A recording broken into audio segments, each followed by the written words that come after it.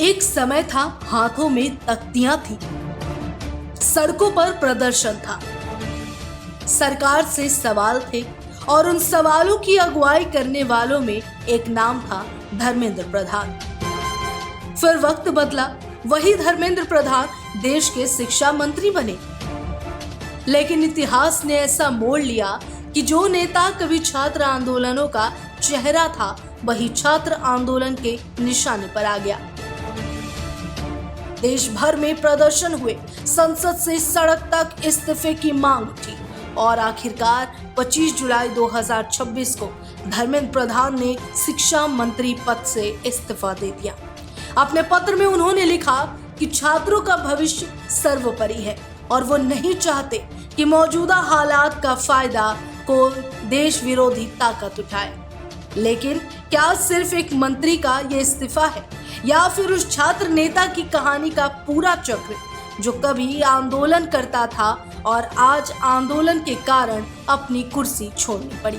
आइए समझते हैं धर्मेंद्र प्रधान का पूरा सफर। धर्मेंद्र प्रधान का जन्म 26 जून 1969 को उड़ीसा के तालचेर में हुआ। उनके पिता देवेंद्र प्रधान भी बीजेपी के वरिष्ठ नेता और केंद्र सरकार में मंत्री रह चुके थे। राजनीति की शुरुआत उन्होंने छात्र जीवन से की। अखिल भारतीय विद्यार्थी परिषद यानी ABVP से जुड़कर उन्होंने छात्र राजनीति में सक्रिय भूमिका निभाई। कॉलेज के दिनों में फीस, छात्र अधिकार और शिक्षा से जुड़े कई आंदोलनों में हिस्सा लिया। यही दौर था जब धर्मेंद्र प्रधान ने संगठन, आंदोलन और नेतृत्व की राजनीति सीखी।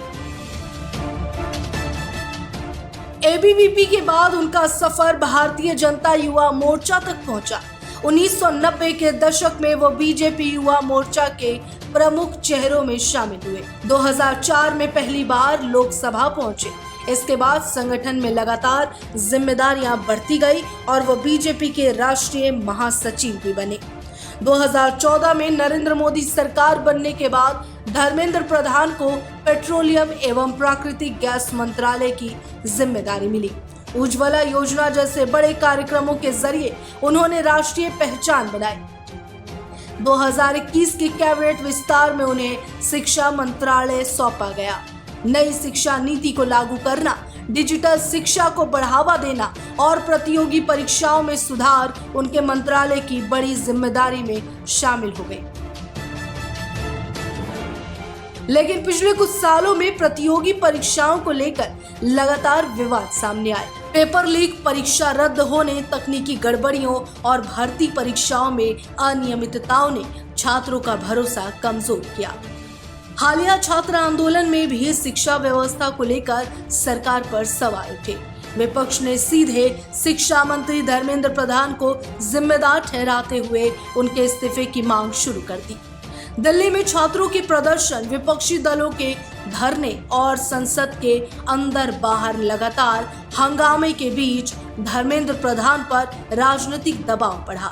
विपक्ष का आरोप था कि शिक्षा व्यवस्था में बार बार हो रही गड़बड़ियों की नैतिक जिम्मेदारी शिक्षा मंत्री को लेनी चाहिए। वहीं सरकार का कहना है कि परीक्षा प्रणाली को और मजबूत बनाने के लिए नए कानून, डिजिटल निगरानी और सख्त कार्रवाई की जा रही है। धर्मेंद्र प्रधान का सफर छात्र राजनीति से शुरू होकर देश के शिक्षा मंत्री बनने तक पहुंचा। लेकिन आज जब देश भर में शिक्षा व्यवस्था को लेकर बहस तेज है, तो उनके सामने सबसे बड़ी चुनौती सिर्फ विपक्ष के आरोपों का जवाब देना नहीं, बल्कि करोड़ों छात्रों का भरोसा दोबारा जीतना था। अब देखना होगा कि ये विवाद राजनीतिक आरोप प्रत्यारोप तक सीमित रहता है या शिक्षा व्यवस्था में बड़े बदलाव की वजह बनता है।